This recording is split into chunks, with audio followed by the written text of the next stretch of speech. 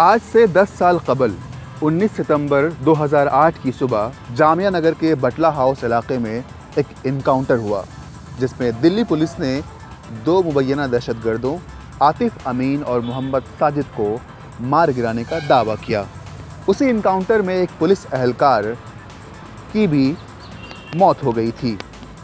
Police ने उस वक्त वारदात से दो लोगों के फरार होने की भी बात कही थी।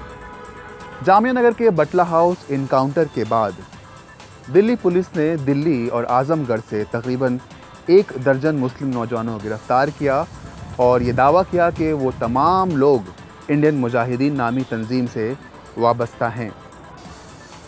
लेकिन दिल्ली पुलिस की इस कहानी पर हुकूक़ इंसानी के कारकुनों को एतमाद नहीं था। देखिए, इस एनकाउंटर के बारे में मेरा भी और यहाँ जो इस बिल्डिंग के आसपास सारे मोहल्ले वाले रहते हैं, सबका ये सोचना है कि इस एनकाउंटर की जो रियलिटी है वो आज तक सामने नहीं आ पाई। और जो कुछ भी यहाँ पे हुआ था, लोगों ने देखा था, उसी वक्त से लोग ये कह रहे हैं कि इसमें कुछ ऐसी चीज़ें हैं जो सामने आनी चाहिए और जो एडमिनिस्ट्रेशन सामने नहीं ला रहा है। जितने सवाल उस वक्त पूछे थे 2008 में 10 साल पहले, उनमें से किसी का भी जवाब तो अभी तक मिला नहीं है। आतिफ और साजिद की मौत कैसे हुई, इसका कोई ना इन्वेस्टिगेशन हुआ है, और जिसको हम बटला हाउस केस के नाम से जानते हैं, जिसमें शहजाद का कन्विक्शन हुआ, वो भी दरअसल इंस्पेक्टर शर्मा की मौत का मामला है। तो ये कहीं कोई जाँच हुई ही नहीं कि ये दोनों कैसे मारे गए।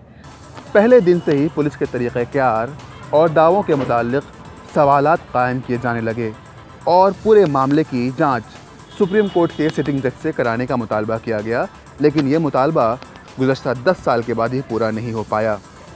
ये एलेटीन की बिल्डिंग का वो फ्लैट है जहां आज से 10 साल पहले बटला हाउस इनकाउंटर हुआ था। यहाँ पे 2 लोग मारे गए थे, जिसमें एक पुलिस एहलकार भी शामिल थे। उस इनकाउंटर को लेकर पूरे 10 सालों में कई ऐसे सवालात खड़े हुए हैं जिसका जवाब आज तक नहीं मिल पाया है। ना दिल्ली सरकार दे पाई है, ना दिल्ली पुलिस दे पाई है, और ना ऐसी एजेंसियां दे पाई हैं जिन्होंने इस पर इंक्वायरी की थी।